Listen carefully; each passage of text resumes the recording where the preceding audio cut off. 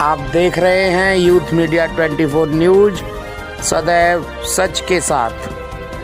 नमस्कार, आप देख रहे हैं यूथ मीडिया 24 न्यूज़ और मैं हूं आपका मित्र राजेश चौधरी। आज हम बात करते हैं मिड डे मील योजना की। किस तरह मिड डे मील योजना के खाने से कुपोषण का शिकार हो रहे हैं बच्चे। पहले आप जान लीजिए कि मिड डे मील योजना है क्या। मिड डे मील योजना भारत सरकार द्वारा संचालित आज के समय में एक चिर परिचित योजना है। इस स्कीम की शुरुआत भारतवर्ष में 15 अगस्त 1995 को की गई थी। इस योजना का लक्ष्य सरकारी प्राथमिक विद्यालयों में पढ़ने वाले बच्चों को पोषण युक्त भोजन और उनके माता पिता को बच्चों को स्कूल भेजने के लिए प्रेरित करना था। अपने पहले पड़ाव में इस स्कीम को 2408 खंडों अर्थात ब्लॉकों में शुरू किया गया और अप्रैल 2002 से इस योजना को सारे सरकारी प्राथमिक विद्यालयों अर्थात वो विद्यालय जहां कक्षा 1 से 5 तक की शिक्षा बच्चों को दी जाती है, उन सभी विद्यालयों में लागू किया गया। उसके बाद इसको उच्च प्राथमिक विद्यालयों अर्थात 8 तक क्रियान्वित किया गया। इस स्कीम के अनुसार प्रत्येक बच्चा जो सरकारी प्राथमिक विद्यालयों में पढ़ता है उसको 300 कैलोरीज और 8 से 12 gram protein mid day meal योजना के तहत भोजन में मिलना चाहिए और इसे बाद में सितंबर 2004 को कैलोरी और प्रोटीन की मात्रा बढ़ाकर 450 और 12 ग्राम कर दिया गया।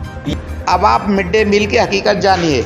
सामने जो आपको विद्यालय दिखाई दे रहा है, प्राथमिक विद्यालय कन्या खैर नंबर 2 विकासखंड खैर जनपद अलीगढ़ की तस्वीर आपको दिखाई दे रही है, जहां पर एक नामी ग्रामी एनजीओ के द्वारा यहां पर खाना भिजवाया जा रहा है। एनजीओ के द्वारा मिड डे मील योजना के नाम पर बच्चों को लापरवाह तरीके से अधपके चावल जो पके ही नहीं हैं और इस तरह एक बर्तन में जमे हुए हैं, जिनको निकालने के लिए भरकम जोर और प्रयास कर्मचारी के द्वारा किए जा रहे हैं और इस तरह की दाल जिसमें दाल का तो पता ही नहीं, पानी ही पानी है, इस तरह का भोजन कुपोषण युक्त बच्चों को खिलाया जा रहा है। अब आप जान लीजिए कि मिड डे मील योजना का आखिर लक्ष्य है क्या। स्कीम का लक्ष्य बच्चों को पौष्टिक भोजन उपलब्ध कराकर उनको मानसिक तौर पर सशक्त और उनकी शिक्षा ग्रहण करने की क्षमता को बढ़ाना है।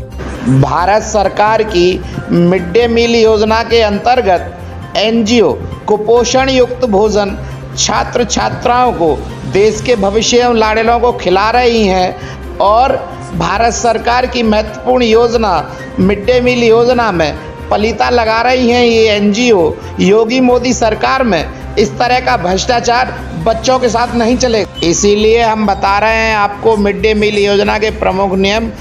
मिड डे मील योजना में हो रहे भ्रष्टाचार से लड़ने के लिए आप हो जाइए तैयार। योगी जी का दीजिए साथ, बच्चों को बचाइए कुपोषण से।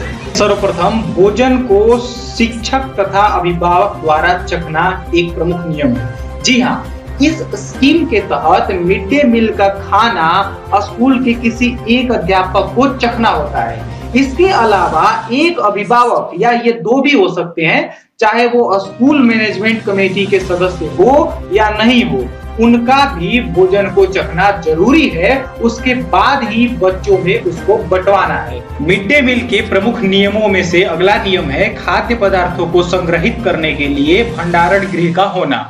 जी हाँ, खाद्य पदार्थों को संग्रहित करने हेतु भारत सरकार ने रसोई घर के साथ एक भंडारण गृह का भी उल्लेख किया है। इसलिए खाद्य पदार्थों का भंडारण गृह में ही किया जाना आवश्यक है।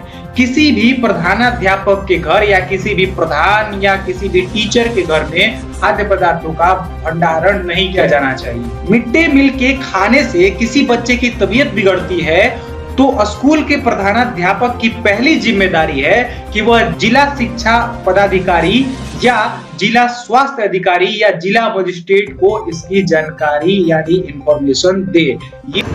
प्राथमिक विद्यालय एवं उच्च प्राथमिक विद्यालयों में मिड डे मील योजना के अंतर्गत जो खाना दिया जाता है, इसको अध्यापक तो क्या कोई भी व्यक्ति खाना पसंद नहीं करेगा, क्योंकि इस खाने की गुणवत्ता तो है ही नहीं और इसमें प्रोटीन प्रचुर मात्रा में है ही नहीं। बच्चों को कुपोषण का शिकार होना पड़ रहा है और इस तरह से मोटा मुनाफा कमाने के लिए भ्रष्टाचार कर एनजीओ लगातार कुपोषण युक्त भोजन बच्चों को दे रही हैं।